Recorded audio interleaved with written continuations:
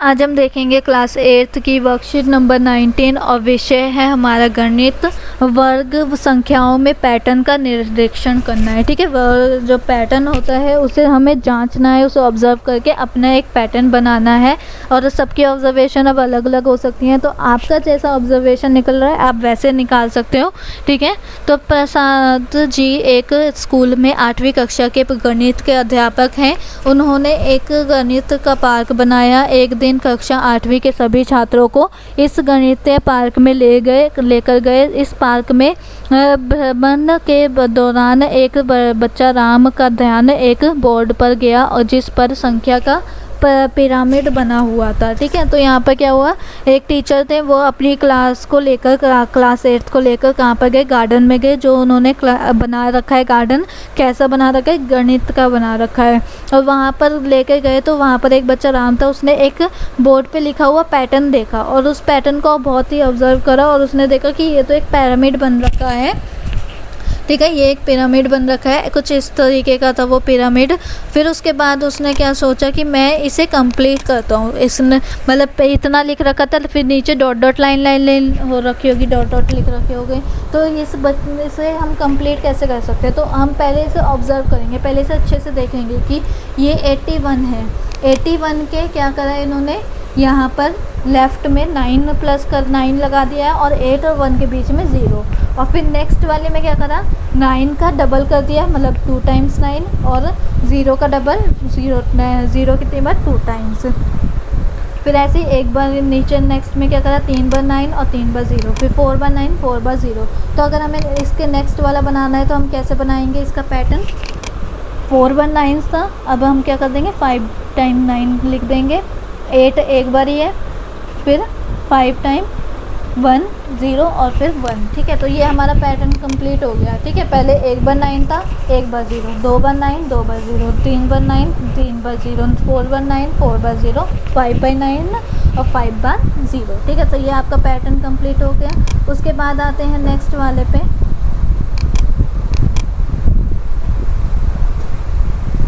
तो देखो, राम और श्याम का संख्या पिरामिड के निरीक्षण करने का तरीका अलग अलग है। मतलब कि यहाँ पर आपको ये क्या बताना चाहता है कि सबका निरीक्षण, सबका ऑब्जर्व करने का तरीका अलग अलग है। कोई सी ट्रिक लगा के ऑब्जर्व करेगा। अब मैंने कौन सी ट्रिक लगाई, मैंने देखा 9 और 0 में क्या हो रहा है, फ्लक्चुएशन हो रहा है। 9 और 0 चेंज होते जा रहे हैं और कितनी बार चेंज हो रहे हैं, पहले 2 फिर 3 फिर 4 फिर 5 ऐसे ही चेंज हो रहे हैं, है ना।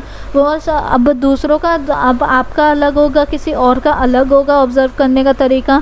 ऐसे ही राम और श्याम का भी अलग था। क्या आप किसी और एक नए तरीके का पिरामिड का निरीक्षण करेंगे, अपने दोस्त और गणित के शीर्षक के साथ इस पर चर्चा करें। ठीक है, तो अगर आप किसी और उसमें देख सकते हो तो आप उसमें देखो। जैसे कि राम द्वारा निरीक्षण कैसा किया गया था, राम ने संख्या पिरामिड को बहुत ही ध्यान से देखा, बहुत सोचने के बाद उसने इस संख्या पिरामिड में एक पैटर्न को खोजा। ठीक है, मतलब उसने बहुत ही देर तक पहले सोचता रहा कि ऐसे नहीं ऐसे होएगा, ऐसे नहीं ऐसे होएगा। फिर उसके बाद मिला उसे, फिर उसने क्या देखा कि 81 है। 81 के आगे 81 के क्या है, दाईं ओर साइड से, लेफ़्ट किसे कहते हैं, यहाँ पर लिखा हुआ है इन्होंने कि उसने गहराई में क्या देखा कि 81 के बारे में सोचा, जो कि संख्या पिरामिड के सबसे ऊपर है, तथा उसके बाद 9 ये नंबर था के बारे में सोचा जो दूसरी पंक्ति में है। उसके बाद फिर गहराई में निरीक्षण कर देखा कि 81 की बाईं ओर। ठीक है, तो जो 81 के लेफ़्ट में बाईं ओर क्या लगा दिया इन्होंने, 9 लगा दिया और 8 और 1 के बीच में क्या लगा दिया, 0 लगा दिया। फिर उसके बाद नेक्स्ट पंक्ति में इन्होंने क्या करा, 9 का डबल कर दिया और 0 का भी डबल कर दिया और 8 और 1 को एज इट इज़ चलाए रख रहे हैं। फिर 9 में एक और बार जोड़ दिया और 0 भी एक और बार जोड़ दिया। तो आपने कैसा निरीक्षण करा, तो आप भी क्या लिखोगे, आपने भी यही करा। ठीक है, जो आपका ऑब्जर्वेशन था वो आप यहाँ पर लिखोगे, यही लिखोगे क्योंकि आंसर आपका यही आने वाला है। शाम द्वारा निरीक्षण किया था। इसी समय एक दूसरा छात्र शाम ने भी इस पिरामिड का निरीक्षण इस प्रकार किया। ठीक है, दोनों की सोच एक तरीके की ये थे। अब आपको किसी और तरीके से लग रहा हो तो आप वो अपने दिमाग में सोच सकते हो, लेकिन पैटर्न तो वही यही रहेगा जो है। ठीक है, तो आप इधर भी ये पैटर्न यही लिखोगे। उसके बाद आते हैं नेक्स्ट वाले पे, तो पहले इसे रफ कर देते हैं।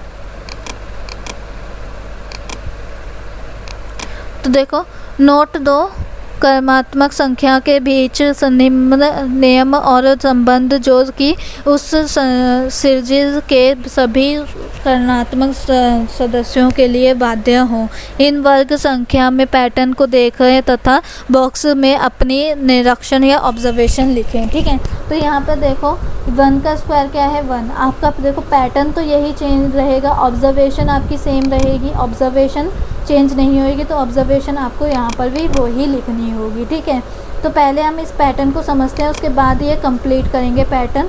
तो पहले यहाँ पर देखो 1 का स्क्वायर 1 है, फिर 11 का स्क्वायर 121। तो 1 के स्क्वायर में क्या चेंजेस करें, या तो हम इसे क्या कह सकते हैं 1 के लेफ़्ट में इन्होंने 12 लगा दिया है, या फिर 1 के राइट में इन्होंने 21 लगा दिया है। ठीक है, उसके बाद इन्होंने क्या करा 111 में एंड पॉइंट्स तो इनके 1 1 है, फिर 2 2 और फिर 3, फिर ऐसे एंड पॉइंट्स 1 1 2 2 3 3 फिर 4 ऐसे इन्होंने करा। तो यही आपका पैटर्न रहेगा। अब यहाँ पर देखो कि इन्होंने यहाँ पे पैटर्न कैसे बनाया है, पहले 11 का इतना है और दूसरे का भी इतना। ऑब्जर्व करो क्या इसमें नई चीज़ जुड़ी है, 0 जुड़ा है, 1 और 2 के बीच में 0 जुड़ा है और 2 और 1 के बीच में 0 जुड़ा है। कितने 0 है 1, और यहाँ पे क्वेश्चन में भी 1 ही 0 है। अब नेक्स्ट वाले में देखो 2 0 है, तो यहाँ पर बीच में 2 0 है।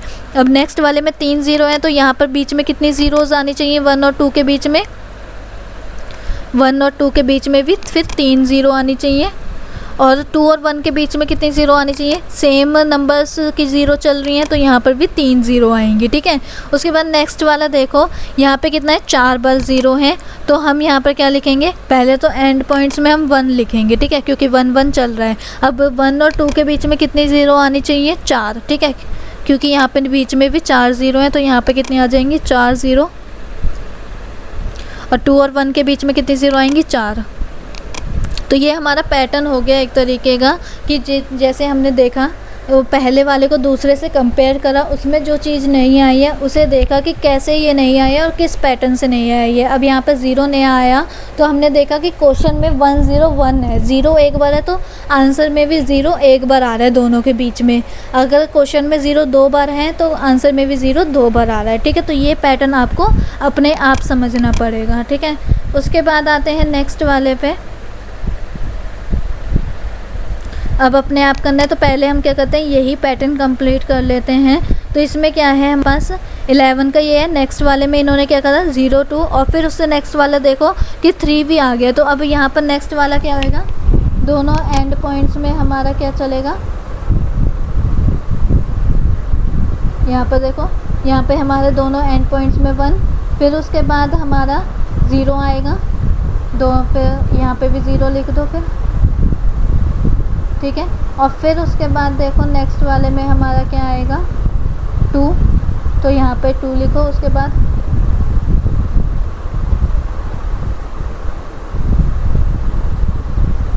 फिर उसके बाद क्या आएगा हमारा यहाँ पर 2 के बाद क्या आएगा 0, क्योंकि पहले एक नंबर फिर 0 फिर दूसरा नंबर फिर 0, तो यहाँ पे हमें 0 लिखना पड़ेगा, और यहाँ पर भी हमें 0 लिखना पड़ेगा। उसके बाद 3 लिखना पड़ेगा, तो यहाँ पे हम 3 लिखेंगे, और फिर यहाँ पे भी 3 लिखना पड़ेगा, दोनों तरफ एक ही नंबर्स चल रहे हैं। फिर उसके बाद यहाँ पर हमें क्या लिखना पड़ेगा 0, और यहाँ पर भी हमें 0, और फिर बीच में क्या आ जाएगा 4। बस इतना ही हम लिखेंगे, और इसे क्या करते हैं कट कर देते हैं जितना एक्स्ट्रा लिखा था। ठीक है, तो ये हमारा पैटर्न बन गया एक तरीके का। तो अब नेक्स्ट वाला देखो, नेक्स्ट वाले में यहाँ पे बस मिस प्रिंट है 1 आ जाएगा, तो नेक्स्ट वाले में देखो यहाँ पे बीच में 5 है ना, और 4 का अब यहाँ पर आ गया। तो मतलब क्या है एक एक नंबर बढ़ता जा रहा है, पहले 2 था, फिर 3 आया, फिर 4 हमने लिखा, फिर उसके बाद 5 आ गया। अभी यहाँ पर क्या पैटर्न बनेगा, तो अभी हम देखते हैं यहाँ पर कैसे पैटर्न बनेगा। जब देखो यहाँ पर क्या था 1 0 1 0, 10 कितनी बार था 3 बार 10 है ना, और फिर 1 लगा दिया। तो अब यहाँ पर क्या लिखेंगे हम 4 टाइम्स 10, और फिर 1 लगा देंगे और इसका स्क्वायर, तो ये आपका आंसर आ जाएगा इसका। और उसके बाद अब हम इस वाले पैटर्न को कंप्लीट करते हैं। तो सबसे पहले हम देखेंगे 7 का क्या होता है 49, 7 7 से 49 होता है। उसके बाद हम क्या करेंगे 6 तो यहाँ पर हम क्या करेंगे, देखो 7 7 से क्या होता है 49 होता है, तो हम यहाँ पर क्या लिखेंगे 49, और नेक्स्ट वाले का आपने स्क्वायर करना पड़ेगा, तो नेक्स्ट वाले का स्क्वायर क्या आ जाएगा 4489, ठीक है।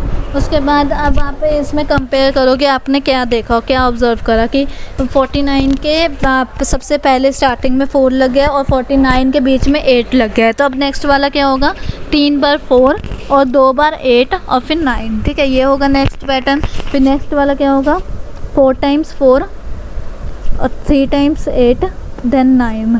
फिर नेक्स्ट पैटर्न क्या होगा 5 टाइम्स 4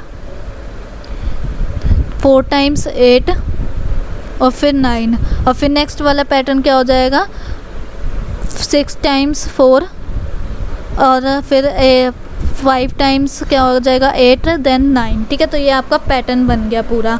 अब ऐसे ही यहाँ पर आपने 16 का तो स्क्वायर करके देखना, 4 का स्क्वायर करके देखना पड़ेगा, वो आपका आएगा 16, और फिर 34 का स्क्वायर जब आप करोगे तो वो आएगा आपका 1156। तो आपने क्या पैटर्न देखा इधर कि 16 से पहले 1 ऐड हो गया और 5 16 के बीच में 5 आ गया, 1 और 6 के बीच में 5 आया है। तो नेक्स्ट वाला क्या बन जाएगा 111, 2 टाइम्स 5 देन 6, ठीक है। फिर उसके बाद नेक्स्ट पैटर्न क्या बन जाएगा हमारा 4 टाइम्स 1, 3 टाइम्स 5 और देन 6। फिर नेक्स्ट पैटर्न हमारा क्या बन जाएगा 5 टाइम्स 1, 4 टाइम्स 5 और फिर आ जाएगा 6। फिर उसके बाद क्या हो जाएगा नेक्स्ट पैटर्न हमारा, यहाँ पे क्या हो गया 5 टाइम्स हुआ तो अब 6 टाइम्स आ जाएगा, 2 2 4 2 6, और फिर उसके बाद 5 कितने बार आ जाएगा 4 बार है तो 5 बार आ जाएगा और फिर 6 आ जाएगा, ठीक है। तो ये आपका पैटर्न बन गया कि जितने टाइम्स जो है, अब आपने देखा ना कि यहाँ पर एक एक बढ़ता रहा, 1 में एक एक बढ़ता रहा, यहाँ पे भी 4 में एक एक बढ़ता रहा और 5 में भी एक एक बढ़ता रहा, और 1 और 6 कांस्टेंट रहे, यहाँ पर 4 और 6 क्या रहे कांस्टेंट रहे, ठीक है। यहाँ पर बस 9 कांस्टेंट रहा, 9 की कोई वैल्यू बढ़ी नहीं, बस 4 और 8 की वैल्यू बढ़ती रही और यहाँ पर 6 की वो वैल्यू कांस्टेंट रही, ठीक है। तो ऐसे ही आपने अपने आप पैटर्न सोचना है, पहले फर्स्ट 2 निकाल लो पंक्तियाँ, उसके बाद फिर कंपेयर करके थर्ड पंक्ति पे आओ कि वो कैसे बनेगी, ठीक है। उसमें आपको स्क्वायर निकालने की, वर्ग निकालने की कोई ज़रूरत नहीं है। और इसी के साथ हमारी वर्कशीट भी कंप्लीट होती है। आई होप आपको वीडियो अच्छी लगी हो, अगर अच्छी लगी है तो प्लीज़ लाइक कीजिए, चैनल पे नए हो तो सब्सक्राइब करना बिल्कुल ना भूलें, और कमेंट में रिव्यू ज़रूर दें कि आपको वीडियो कैसी लगी, ठीक है, कि आपको समझ में आई या फिर कैसी लगी आपको वीडियो, उसके कमेंट में रिव्यू ज़रूर दें।